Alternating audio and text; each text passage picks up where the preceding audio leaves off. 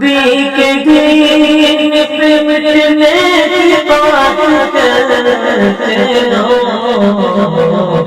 حسین جیسا کلیجا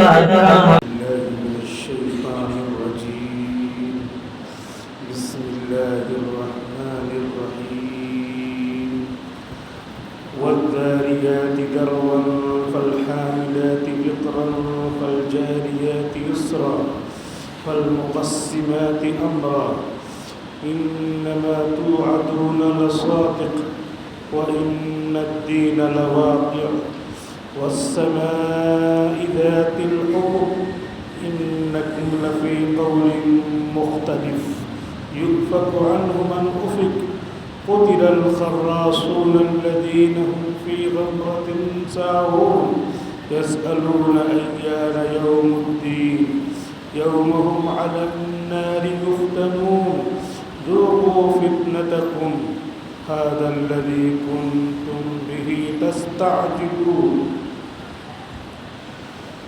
سورۃ الذاریات مکیہ. سورہ ذاریات مکہ میں نازل ہوئی. اس میں 60 آیتیں اور 3 رکوع ہیں. بسم اللہ الرحمن الرحیم. شروع کرتا ہوں اللہ کے نام سے جو بڑے مہربان نہایت رحم والے ہیں. والذاریات ذروا. قسم ہے ان ہواؤں کی جو تیز غبار اڑاتے ہوئے چلتی ہیں. فالحاملات وقرا. پھر قسم ہے ان بادلوں کی جو بارش کا بوجھ اٹھا کر چلتے ہیں. فالجاریات یسرا. پھر قسم ہے ان کشتیوں کی جو آسانی سے تیرتی ہوئی پانی پر رواں دواں رہتی ہیں. فالمقسمات امرا. پھر قسم ہے ان فرشتوں کی جو اللہ کے حکم کو تقسیم کرتے ہیں. انما توعدون لصادق. جو وعدہ تم سے کیا جا رہا ہے وہ بالکل سچا ہے کہ قیامت آنے والی ہے. وَإِنَّ الدِّينَ لَوَاقِعٌ. اور بے شک جزا اور سزا یہ دونوں چیزیں واقع ہو کر رہیں گی. وَالسَّمَاءِ ذَاتِ الْحُبُكِ. قسم ہے آسمان کی جو راستوں والا ہے کہ آسمان میں رستے ہیں. إِنَّكُمْ لَفِي قَوْلٍ مُخْتَلِفٍ. بے شک تم لوگ اللہ کو ایک ماننے کے سلسلے میں مختلف باتوں میں پڑے ہوئے ہو. یوفک عنہ من افک. اللہ کو ایک ماننے سے پھرتا ہے وہی شخص جو محروم قسمت ہے جس کو پھرنا ہے. قتل الخراصون. قتل و غارت ہو بربادی ہو ان کی جو اندازے سے بات کرنے والے ہیں. الذین هم فی غمرۃ ساہون. جو غفلت میں بھولے ہوئے ہیں. یسألون ایان یوم الدین. پوچھتے ہیں کہ جزا کا دن کب آئے گا. یوم هم علی النار یفتنون. اللہ تعالیٰ کہتے ہیں نبی آپ کہہ دیجیے کہ جزا کا دن اس وقت آئے گا جب ان لوگوں کو جہنم کی آگ میں تپایا جائے گا. ذوقوا فتنتکم. اپنی سزا چکھو. ھذا الذی کنتم بہ تستعجلون. یہی ہے وہ عذاب جس کی تم جلدی بچاتے تھے. ان المتقین فی جنات وعیون. بے شک خدا سے ڈرنے والے بندے باغات میں ہوں گے، چشموں میں ہوں گے، لطف اور مزہ لے رہے ہوں گے. آخذین ما آتاہم ربہم. جو نعمتیں ان کے رب ان کو دے رہے ہوں گے اسے لے رہے ہوں گے. إنهم كانوا قبل ذلك محسنين، بے شک وہ اس دن کے آنے سے پہلے نیک کام کرتے تھے. كانوا قليلا من الليل ما يهجعون، راتوں میں وہ بہت کم سوتے تھے.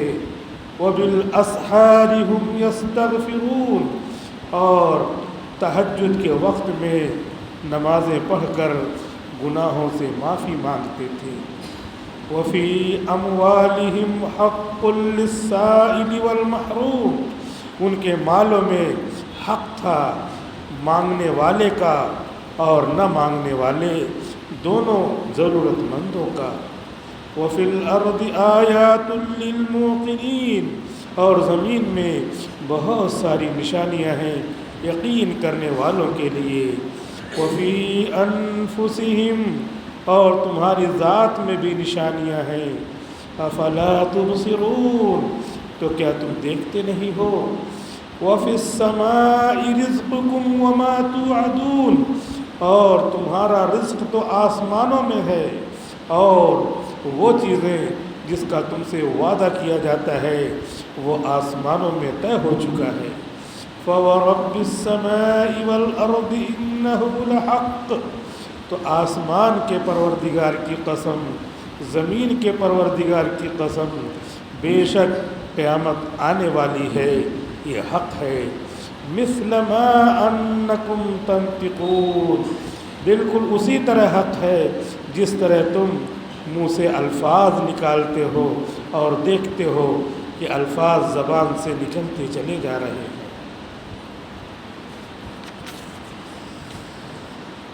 یہ نئی سورت سورہ ذاریات ہے، اس کی تفسیر آج شروع ہو رہی ہے. اور جیسے نئی تفسیر ہے نئی سورت کی، ایسے ہی نیا دن ہے، نیا مہینہ ہے. رمضان شریف کا یہ پہلا دن ہے اور 11 مہینے کے بعد یہ 12واں مہینہ، یہ نہایت ہی متبرک مہینہ ہے. اللہ رب العزت اس متبرک مہینے میں نئی تفسیر نئی سورت کی شروع کروا رہے ہیں. آپ حضرات بھی قابل مبارکباد ہیں کہ آپ کے یہاں جو تراویح پڑھا رہے ہیں دو حضرات، وہ دونوں مفتی ہیں اور وہ آ رہے ہیں اس مبارک مہینے میں. اور آپ کی دعاؤں سے میں بھی دن میں آنے لگا ہوں. رات میں آتا تھا جمعرات کو، لیکن اب رمضان کا مہینہ ہے اور میں یہاں پر ہوں تو دن میں انشاءاللہ ظہر کے بعد آپ کی یہ تفسیر جو صرف ہفتے میں ایک دن ہوتی تھی جمعرات کو، یہ جب تک میں ہوں تو انشاءاللہ ظہر کے بعد تقریباً 20 دن تک رہوں گا میں، تو 20 دن انشاءاللہ اللہ کے فضل سے قرآن کریم کی تفسیر ہوتی رہے گی. رمضان شریف کا مہینہ جیسے اہم ہے، اس اہم ہونے کی سب سے بڑی مثال یہ ہے کہ جیسے ہی چاند نکلا، کوئی کسی کو کہے نہ کہے، اپنے آپ دل میں یہ امنگ پیدا ہوئی، ارے رمضان شریف کا مہینہ شروع ہو گیا. اب رمضان کے مہینے کی سب سے پہلے دعا پڑھ لو، اللہم احلہ علینا بالیمن والایمان والسلامۃ والاسلام والتوفیق لما تحب وترضى ربی وربک اللہ. کہ اللہ آپ نے یہ رمضان کے مہینے کا چاند دکھلایا ہے، امن و سلامتی کے ساتھ یہ آیا ہوا ہے. اے اللہ، جیسے یہ آپ نے چاند پیدا کیا ہے، جیسے آپ نے چاند سورج پیدا کیے ہیں، ایسے آپ نے ہم کو بھی پیدا کیا ہے، اور آپ چاند کے بھی رب ہیں، ہمارے بھی رب ہیں. اے اللہ، آپ نے نیا مہینہ دیا ہے، اس کی ایک ایک نیکی اب بڑھ جا رہی ہے. پورے 30 دن ایک نیکی کریں گے تو 70 نیکی کے برابر ثواب ملے گا. یہیں گھر بیٹھے 70 نیکی حاصل کریں. یہ مہینہ نہیں تھا تو ایک نیکی کرتے تو اللہ تعالیٰ 10 نیکی کے برابر ثواب دیتے، کیونکہ اللہ کا قانون ہے من جاء بالحسنۃ فلہ عشر امثالھا، کہ جو آدمی مومن ہے ایک نیکی کرتا ہے تو مجھے تو ایک ہی دینا چاہیے، لیکن میرا بندہ ہے میں سال بھر 11 مہینے اس کو 10 نیکی دیتا ہوں۔ اب اس نے رمضان شریف کے مہینے میں نیکیاں شروع کیا ہے تو اس رمضان کی بڑی قدر ہے، بڑی قدر ہے۔ شروع سال ہی سے اللہ تعالیٰ رمضان کی تیاری کرانے کے لیے فرشتوں کو آرڈر دے دیتے ہیں، تیاری کرتے کرتے کرتے یہ مہینہ آ گیا۔ حضور 2 مہینہ پہلے ہی دعا کرتے تھے، اللہم بارک لنا فی رجب، اے اللہ یہ رجب آ گیا ہے، اس میں برکت دینا کہ زندگی ختم نہ ہونے پائے، ہماری زندگی بڑھا دینا۔ وہ شعبان، اے اللہ شعبان میں بھی برکت دینا، زندگی بڑھا دینا۔ وبلغنا رمضان، اور رمضان تک پہنچا دینا۔ اللہ کے رسول دعا کرتے تھے، 3 مہینہ پہلے تیاری کرتے تھے۔ ہم خوش قسمت ہیں کہ ہماری سانس چل رہی ہے۔ اب ایک سانس نکلتی ہے تو ایک شکر واجب ہوتا ہے، سانس اندر لے جاتے ہیں تو دوسرا شکر واجب ہوتا ہے۔ کتنا شکر ادا کر پائیں گے؟ ایک سانس نکلتی ہے، آتی ہے، باہر جاتی ہے، اور اس کے علاوہ سینکڑوں نعمتیں ہیں، بے شمار نعمتیں ہیں۔ اللہ تعالیٰ ابھی 3 نعمتوں کو چھین کر کے کیا حکم دے کر کے ہم کو یاد دلا رہے ہیں کہ دیکھو ایسے نعمتیں چھین جائیں تو کیا ہوگا۔ ایک نعمت کیا؟ کھانا مت کھانا، سحری کھانے کے بعد کھانا ایک نعمت کہہ دیا، اس کو نہیں کھانا۔ پانی نہیں پینا اور اپنی جائز بیوی نہیں استعمال کرنا، 3 نعمت استعمال کرنے سے منع کر دیا ابھی۔ تو کیسا معلوم ہو رہا ہے؟ 3 نعمت یہ سے ابھی تو ہر آدمی پتہ ڈرنے لگا، ہر آدمی کہ اللہ یہ نعمتیں اگر ایسے اور نعمتیں اللہ تعالیٰ لیتے رہیں تو کیسے ہم جی پائیں گے؟ لیکن اللہ تعالیٰ ان نعمتوں کو لے کے ہم کو احساس دلا رہے ہیں، کب چاہوں میں تمہاری سانس ہی روک لوں، تمہاری زندگی ہی ختم ہو جائے، دنیا کی ہزار کروڑوں اربوں نعمتیں سب چھین جائیں، تو یہ اللہ تعالیٰ اندازہ دلا رہے ہیں، اندازہ لگوا رہے ہیں، اور یہ کہہ رہے ہیں کہ اگر تم اس طرح روزہ رکھو گے تو لعلکم تتقون، تاکہ شاید تمہارے اندر تقوی پیدا ہو جائے۔ یہ سوچ لو گے تو ڈر پیدا ہی ہو جائے گا کہ اللہ تعالیٰ کب چاہے نعمتیں چھین لے۔ اللہ تعالیٰ قسم کھا کے کہہ رہے ہیں وَالذَّارِيَاتِ ذَرْوًا، قسم ہے ان ہواؤں کی جو چلتی ہیں وہ غبار اڑاتے ہوئے، اللہ تعالیٰ قسم کھا رہے ہیں یہ ہوائیں کبھی غبار اڑاتی ہیں، کبھی دھیرے دھیرے چلتی ہیں، غبار اڑاتے اڑاتے کبھی کبھی اتنی تیز ہو جاتی ہیں کہ لاس اینجلس جل جاتا ہے، اور کبھی اتنی دھیمی ہو جاتی ہیں کہ رک جاتی ہیں اور وہیں پانی برسنے لگتا ہے۔ فالحاملات وقرا، قسم ہے ان بادلوں کی جو بوجھ پانی کا لے کے چلتے ہیں۔ تم اپنے لاس اینجلس کی آگ نہیں بجھا سکے تھے، ہیلی کاپٹر کے ذریعے تم جو ہے پانی سمندر سے لا کے بجھاتے تھے۔ قسم ہے انہی ہواؤں کی، یہ ہوائیں میرے قبضے میں ہیں، تم سمجھ رہے تھے کہ میرا جسم میری مرضی، میرا شہر میری مرضی، میرا لاس اینجلس میری مرضی۔ ہم نے بتا دیا کہ کروڑوں اربوں کا مکان ہماری آگ میں جا کر ہماری ہواؤں نے جلا کر خاکستر کر دیا۔ کیا سمجھتے ہو تم سمجھ رہے ہو میری مرضی، اپنی مرضی چلاؤ۔ ابھی 2-4 دن پہلے وہاں پہ فلڈ چالو ہو گیا، بارش چالو ہو گئی، بارش ہی برس رہی ہے۔ فالحاملات وقرا، پتہ چلا اللہ تعالیٰ کہہ رہے ہیں کہ ان بادلوں کی قسم جو بارش کے پانی کو لے کے چلتے ہیں، پھر ان کشتیوں کی قسم جو پانی پر تم ڈوب جاؤ، تم اتنے وزندار ہو لیکن تم ڈوب جاؤ، جب تک تمہارے اندر جان ہے، عجیب و غریب اللہ کا معاملہ ہے، جب تک جان ہے وہاں پہ پانی میں جائیں گے، تیریں گے نہیں تو ڈوب جائیں گے، اور جان نکل گئی تو وہ بدن واپس آ جاتا ہے، اوپر تیرنے لگتا ہے۔ یہ کیا خدا کی قدرت ہے کہ جب جان ختم ہو جاتی ہے، آپ دیکھیں ہوں گے آدمی مر جاتا ہے تو لاش اوپر تیرتی ہے، اور جب جان رہتی ہے تو اندر ڈوب جاتا ہے، خدا کی قدرت۔ اور یہ بے جان کشتیاں جو لمبے لمبے شہر کی طرح پوری آبادیاں اس میں ہوتی ہیں، بڑا بڑا جہاز ہوتا ہے، اللہ تعالیٰ کہتے ہیں وہ ہم پانی پہ چلاتے ہیں، آرام سے چلتی رہتی ہیں۔ پھر ہم فرشتوں کو بھیجے ہوئے ہیں، وہ ہمارے حکم کو لے کر کے جاتے ہیں۔ بارش کتنا برسنا چاہیے، کہاں پہ کتنا ہونا چاہیے، کہاں پہ نہیں ہونا چاہیے، کہاں پہ دھوپ نکلنا چاہیے، یہاں سے تھوڑی دور جاؤ کہتے ہیں وہاں تو بادل تھا اور یہاں پہ بارش ہی نہیں ہے، یہاں پہ بارش ہے ادھر بارش ہی نہیں ہے۔ اللہ تعالیٰ کہہ رہے ہیں ان سب چیزوں کی قسم کھا کے میں اس لیے کہتا ہوں کہ کوئی چیز کی قسم کھائی جاتی ہے اس کی امپورٹنس بتلانے کی، تو مجھے قسم کھانے کی ضرورت نہیں، لیکن تم لوگ جب کسی بات کو اہم بتاتے ہو تو قسم کھا کے کہتے ہو قسم کھا لوں ایسا ہونے والا ہے، قسم کھا کے۔ تو اللہ تعالیٰ ہمارے طرز سے ہم کو یقین دلانے کے لیے قسم کھا کے کہتے ہیں انما توعدون لواقع، بے شک جس چیز کا تم سے وعدہ کیا جا رہا ہے وہ ہو کر رہے گا۔ وعدہ کیا کیا جا رہا ہے؟ رمضان میں روزہ رکھو گے متقی بنو گے، یہ وعدہ کیا جا رہا ہے، یہ حق ہے۔ اللہ تعالیٰ کہہ رہے ایک نیکی کا 70 گنا ثواب دیں گے، یہ حق ہے۔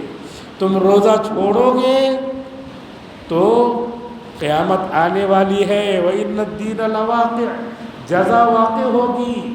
تم ایمان چھوڑ دو گے کافر ہو جاؤ گے، جزا واقع ہوگی۔ کہیں یہ نہ سمجھنا کہ کچھ نہیں ہے، کچھ واقع ہونے والا نہیں ہے، سب واقع ہونے والے ہیں۔ ہماری عبادتیں بدلتی رہتی ہیں۔ یہ رمضان کا مہینہ آیا ہے، یہاں عبادت اب بدل گئی ہے، عبادت کا ثواب بدل گیا ہے، زیادہ ہے۔ اب تم کو کیا کرنا ہے؟ صبح کو سحری کھاؤ اور اس کے بعد نیت کرو بصوم غد نویت من شہر رمضان، اور دن بھر کھانے سے پینے سے اور جائز بیوی کو استعمال کرنے سے رکے رہو، اور جب غروب آفتاب ہو تو دیر نہ کرو، جو غذا تم نہیں کھا رہے تھے اس کو کھا کے افطار کرو۔ اللہم لک صمت وبک آمنت وعلیک توکلت وعلی رزقک افطرت، یہ عبادت آ گئی۔ اب عبادت یہ کیسی ہے؟ عبادت کہتے ہیں غلامی کا حق ادا کرنا۔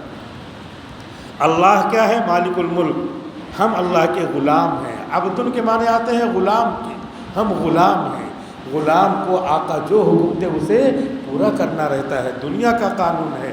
ملازم کو جو ذمہ دار حکم دیتا ہے، حالانکہ وہ غلام نہیں ہے، وہ تو چھوڑ کر کے نوکری آ سکتا ہے، لیکن ملازم کو بھی جو اس کا ذمہ دار سیٹ حکم دے اسے کرنا رہتا ہے، نہیں تو وہ کہے گا کہ کل سے مت آنا، نوکری تمہاری ختم۔ تو اللہ آقا ہے، ہم غلام ہیں، ہم کو اس کے ایک ایک حکم کو ماننا ہے۔ اسی وجہ سے وہ جیسے حکم دے ویسے ماننا ہے۔ روزے کیا کی عبادت کا اللہ نے طریقہ بتلانے کے بعد اس کے شرائط بتائے۔ مثال کے طور پہ روزہ کیسے ٹوٹے گا، کیسے باقی رہے گا، وہ سب بتا دیا۔ اس میں ہم کچھ چیمے گوئیاں نہیں کر سکتے، اس میں ہم کچھ اعتراض نہیں کر سکتے، کیونکہ غلام کو اعتراض کرنے کا حق نہیں ہوتا۔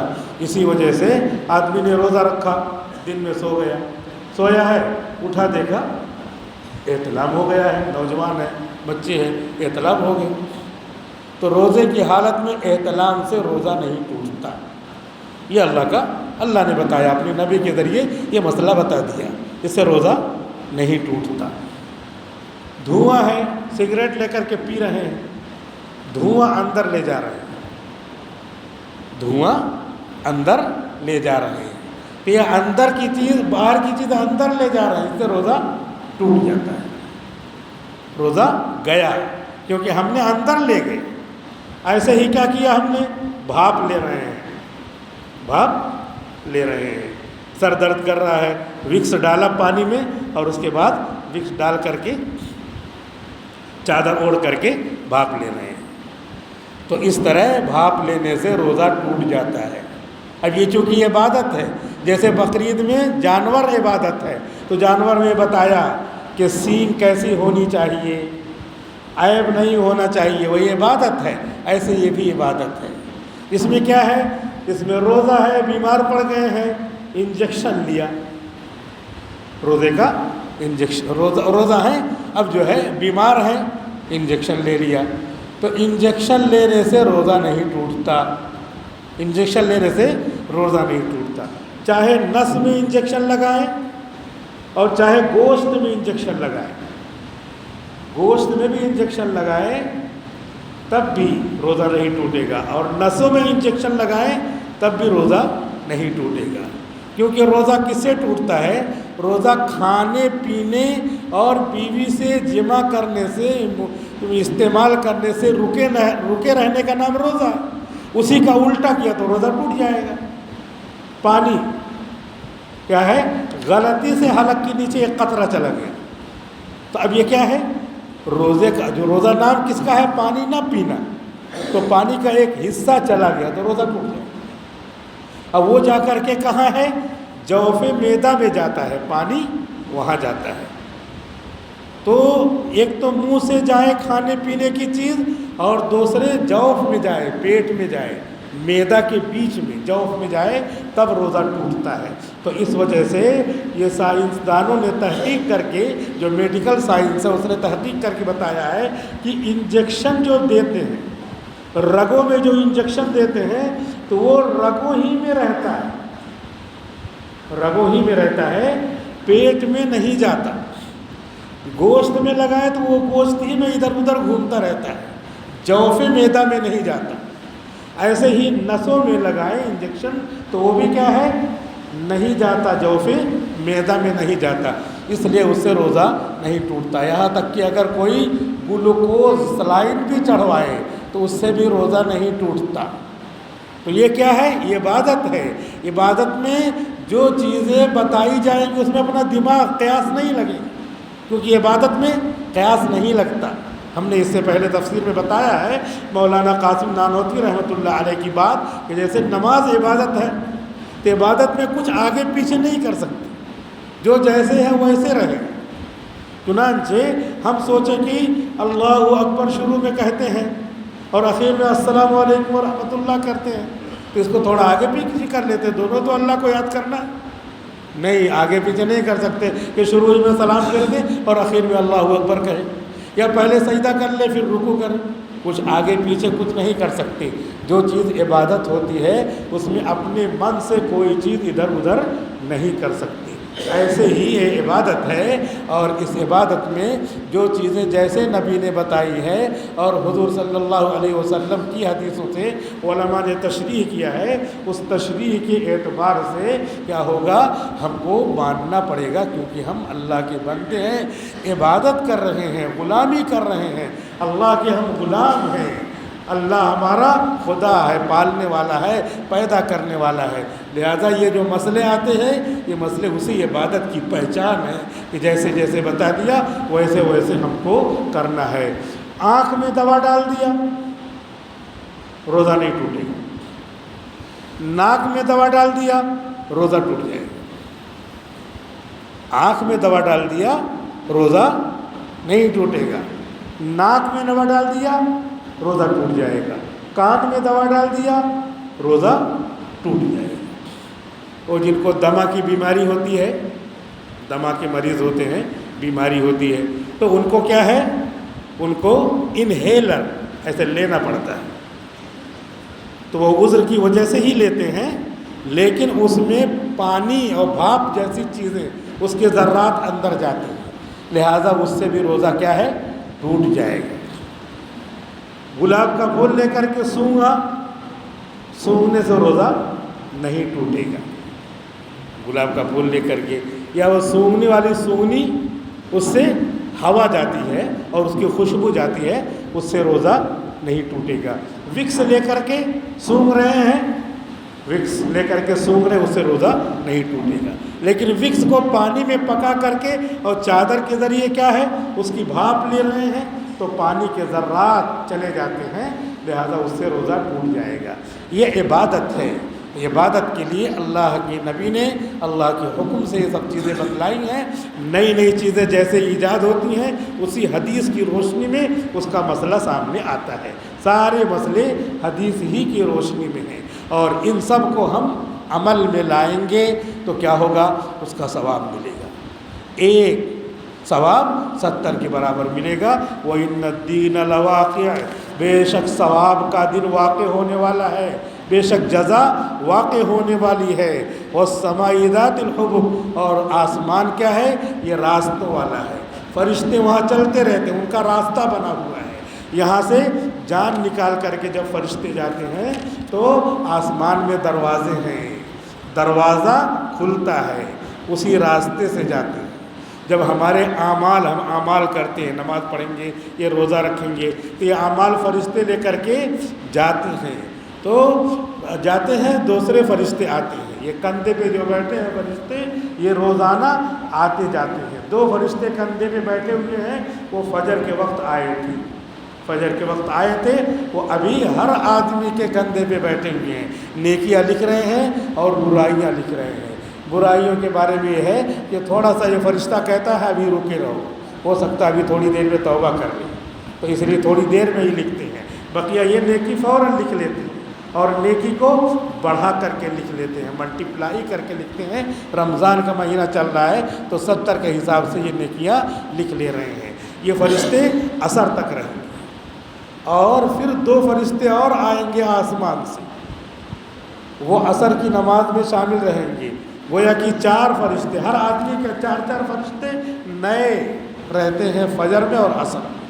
اب اس کے بعد یہ بھی کیا کریں گے، عصر کی نماز میں شامل رہیں گے، اور رات میں ڈیوٹی دینے والے 2 فرشتے آئیں گے ہر آدمی کے لیے، وہ بھی ہمارے کندھے پر رہیں گے۔ اور اس کے بعد جب عصر کی نماز ہو جائے گی تو دن والے فرشتے ڈیوٹی دے کر کے چلے جائیں گے۔ اب وہ جو رات کے لیے آئے ہیں وہ ہمارے ساتھ رہیں گے۔ ہم چلتے ہیں تو داہنے کندھے پر جو فرشتہ بیٹھا ہے وہ آگے آگے چلتا ہے، اور بائیں کندھے پہ جو فرشتے ہیں وہ پیچھے پیچھے چلتے ہیں، وہ ہمارے باڈی گارڈ ہیں۔ کہ ہم اللہ کی نظر میں بہت امپورٹنٹ ہیں، ہماری سگنیفیکنس بہت ہے۔ ہر آدمی اللہ کی نظر میں VIP ہے، اور اگر اور زیادہ متقی بن جائے تو VVIP، کیونکہ 2 باڈی گارڈ اللہ نے دیے ہیں۔ یہ ایسے باڈی گارڈ ہیں کوئی ہٹا نہیں سکتا۔ دنیا والے باڈی گارڈ تو ناراض ہوئے، ان کی جو ہے سیکورٹی ہٹا لی گئی، سب ہٹا لی گئی کوئی بھی، لیکن یہاں اللہ نے یہ سیکورٹی رکھی ہے، ہمارے آگے آگے چلتے رہتے ہیں، پیچھے پیچھے چلتے رہتے ہیں، اور رات کو جب سو گئے تو یہ داہنے کندھے والے فرشتے جو ہے سرہانے بیٹھے رہتے ہیں، اور بائیں کندھے والے فرشتے پیر کے پاس بیٹھے رہتے ہیں، ہماری نگرانی کرتے ہیں۔ ہم اشرف المخلوقات ہیں۔ وَلَقَدْ كَرَّمْنَا بَنِي آدم، بنی آدم کو ہم نے معزز مکرم بنایا ہے۔ وہ معزز مکرم بنا کے ہر انسان پر، صرف مسلمان نہیں، ہر انسان پر 8 بلین انسان ہیں، 8 بلین پورے دنیا میں انسان ہیں، تو 8 بلین میں ہر انسان پر 4 فرشتے ہیں، تو 8 چوک 32 فرشتے، 32 بلین فرشتے اس دنیا میں صرف انسانوں کے اعمال لکھنے کے لیے موجود ہیں۔ اگرچہ جو کافر لوگ ہیں ان کا 1-2 عمل ہوگا، یہ بیٹھے رہتے ہیں آرام سے، ان کو زیادہ لکھنا پڑتا ہے، اور نیک ایمان والوں کے لیے ان کو زیادہ کم موقع ملتا ہے، الا یہ کہ کوئی رمضان میں بھی عبادت کے لیے نہ آ سکے، کوئی عید کے دن بھی عبادت کے لیے نہ آ سکے، تو وہ بہت ہی گیا گزرا ہوگا۔ حدیث شریف میں آپ نے سنا ہے کہ اللہ کے رسول نے دعا کیا اور حضور جبریل امین نے دعا کیا اور اللہ کے رسول نے آمین کہی، کس کے لیے؟ اس شخص کے لیے کہ ایک آدمی ہے جو رمضان پائے اور اپنی بخشش نہ کروائے، تو جبریل امین اور اللہ کے رسول کی دعا اور آمین، ظاہر سی بات ہے وہ کیا ہیں، وہ سب سے بڑے ہیں۔ جبریل امین تمام فرشتوں کے سردار ہیں، وہ بد دعا کر رہے ہیں، اور حضور صلی اللہ علیہ وسلم ممبر پہ بیٹھے ہیں، آمین کہہ رہے ہیں۔ اب آپ کی آمین کہنے میں، آپ کی دعا کی قبولیت میں کیا شک ہو سکتا ہے، اور جبریل امین کی بد دعا میں کیا شک ہو سکتا ہے؟ لہذا رمضان کا مہینہ جو پائے اور اپنی بخشش نہ کروا سکے، اس کے لیے جبریل کی بد دعا ہے اور حضور صلی اللہ علیہ وسلم کی اس بد دعا پہ آمین ہے۔ لہذا پہلا دن ہے یہ، ہم کو کمر کس لینا چاہیے، تیار ہو جانا چاہیے۔ اللہ تعالیٰ کہہ رہے ہیں یسألون ایان یوم الدین، یہ جو کافر لوگ ہیں وہ پوچھتے ہیں کب دوبارہ زندہ کیا جائے گا۔